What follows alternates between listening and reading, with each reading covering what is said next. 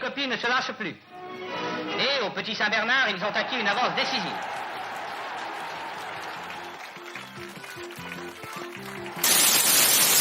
Alla recluta Martignani, un corridore che per fortuna non conosce i prodigi e gli inganni della droga. La sua sconfitta al traguardo di Courmayeur ha una sola spiegazione. Les Saint-Bernard en témoignent à leur manière, avec une certaine turbulence d'ailleurs. Cette année, c'est dans les Alpes que s'est joué le Tour de France. Les Pyrénées n'avaient été qu'un hors-d'œuvre, une promenade en quelque sorte, sauf pour le Belge Van Looy, pris à froid dans la montagne. Et ils ont toujours 5 minutes et demie d'avance sur le peloton des As qui est passé derrière eux au sommet de l'Iseran. Ce peloton des As, le voici, conduit par Charlie Gaulle, avec Baldini, avec Adrien Sens, avec Robinson, avec Valentin Huot. Tous ces coureurs, tous ces visages vous sont maintenant familiers, et avec aussi le porteur du maillot jaune, Bahamontes. Bahamontes dont il faut dire tout de suite qu'il n'est pas dans un bon jour aujourd'hui, car il ne devrait pas être là.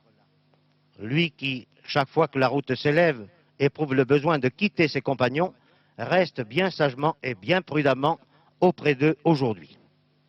Et on ne comprend pas pourquoi les coureurs de l'équipe de France, comme les coéquipiers d'Anglade, n'attaquent pas le porteur du maillot jaune qui ne paraît pas dans sa meilleure forme aujourd'hui.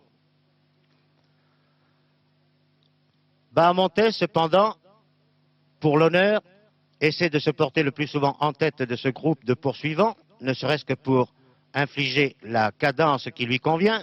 Et devant la statue de Saint-Bernard, au sommet du col du Petit Saint-Bernard, c'est Gismondi, cette fois, qui passe en tête devant son coéquipier d'échappée depuis Modane, l'Autrichien Christian.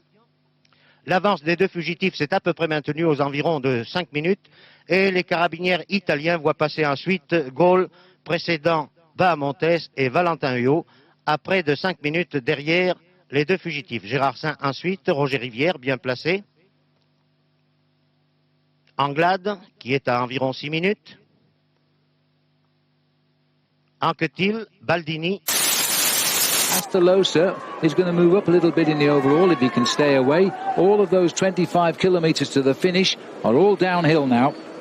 Yeah, Jens Voigt has crashed. I just heard on race radio looking back there's a very nasty crash at the front end. There he is. That's Voigt in the middle of the road there. He went down and it was actually sitting at the back. Ooh, that's nasty. Well, I don't know what happened there, but that was a very nasty crash by Jens Voigt. Let's hope he is okay. Regardez un bon tour à Nico, parce que ça va crever, et puis après ça continue.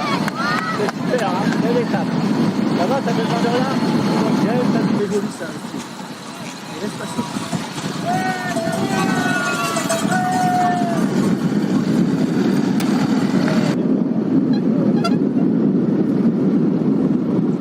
Mesdames et messieurs, public de la Rosière Moisan, merci de faire un maximum de bruit.